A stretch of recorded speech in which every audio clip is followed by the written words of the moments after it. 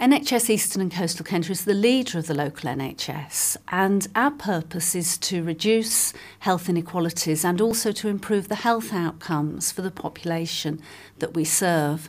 So our pioneering approach is about listening, it's about informing, and it's about encouraging new ideas from people so we can really improve and really set up a fantastic 21st century national health service for local people. At NHS Eastern and Coastal Kent, we are rising to the challenge of finding new and creative ways of engaging people to help us improve healthcare services. The Kent and Medway Stroke Forum was a group of clinicians, patients and patients' advocates that got together in November 2007 to devise the best possible care for patients who suffer neurovascular disease. NHS Eastern Coastal Kent then commissioned that pathway, that service, and I'm fortunate to be part of the secondary care service which delivers 24-hour thrombolysis service for people who suffer a stroke and a 7-day TIA service involving new technology, MRI and MRA. It's one of the first in the country. Charles Virtue from Woodchurch acted swiftly in contacting his GP after waking up one morning and finding he had lost the feeling in 3 fingers. If my GP hadn't reacted so quickly and referred me for immediate treatment at the William Harvey and subsequently at the Kent and Canterbury, I would almost certainly be dead, as my surgeon referred to me as a walking time bomb. Charles was operated on within 48 hours of first alerting his GP. So what does he think of the service? Exceptional. It's a Rolls-Royce service, and patients are very lucky to be able to avail themselves of it. The innovation here comes from listening to patients and clinicians as to what is the best possible service for patients. Commissioning that service and allowing us to deliver that service was key. Margate has a 14-year life expectancy difference with other areas in Eastern and Coastal Kent. And because of this, the town has been the focus for an American-inspired initiative called Triple Aim. In Margate, the health services are there, but for various reasons, many of the local residents are not using them. The project aims to look at issues such as mental health, substance misuse and vascular disease. We have to think differently. We've worked with the community of Margate to really understand why they're not accessing services and what they think is the reason that life expectancy for them is low. The individual experience is really at the centre of this project and the way to make a difference for this population. The individual stories and case studies are the tools that we can then use and apply to service redesign. A unique organisation has been created to involve more and more people to help shape their health and social care services.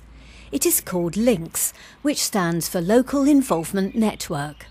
LINKS involvement with NHS Eastern and Coastal Kent is about finding creative and new ways of involving people, particularly those people with, say, mental health problems, with learning disabilities, that previously haven't had much of a voice in how and what services are provided for them.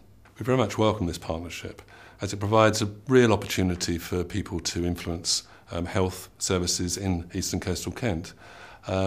It's a collaboration that we feel that people should grasp with both hands.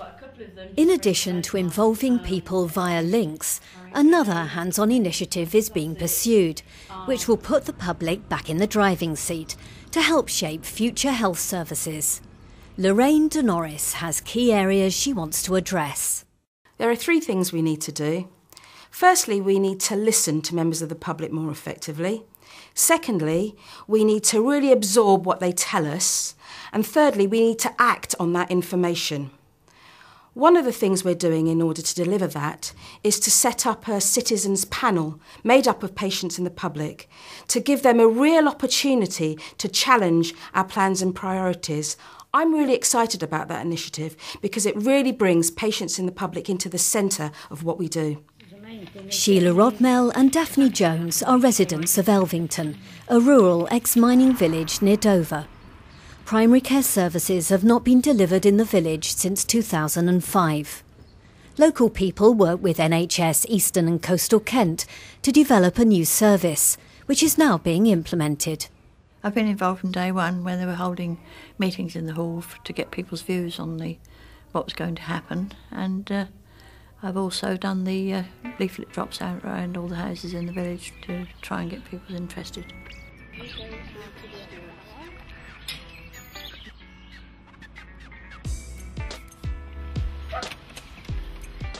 There was an obvious need to improve the healthcare provision in Elvington, and in 2008 the NHS undertook a very dynamic health needs assessment with the community. As a result, a plan was formed and a pilot was put together to bring a nurse back into the community centre alongside a full-time community centre manager. And the community involvement aspect of the health needs assessment was a huge contributor to being successful in getting the funding. This new service is important to me because it saves me a 2-hour round trip to the doctors for blood tests, which I had on Wednesday. And also my daughter, who has learning difficulties, needs treatment or various things, and it will make it a lot easier to just walk along the road. Having a nurse here is going to be so important to us in the community here. It's really impressed me that the NHS has listened to what the community needs. It's been a long time coming, and now we're going to get what we want. We've had a great reaction from the Elvington community about the Elvington project, and we're determined to keep them involved in the development of the project in the future. Valuing people is the national strategy for people with learning disabilities, the key principles of which are inclusion, independence, choice and citizens' rights. One of the main aims is to offer a wider choice of housing options, and in Kent, this has been achieved for people who were previously living in the NHS, with a £10 million grant from the Department of Health. Valuing people is an excellent example of how we work in partnership with a range of different people to bring about change in the lives of people with learning disabilities.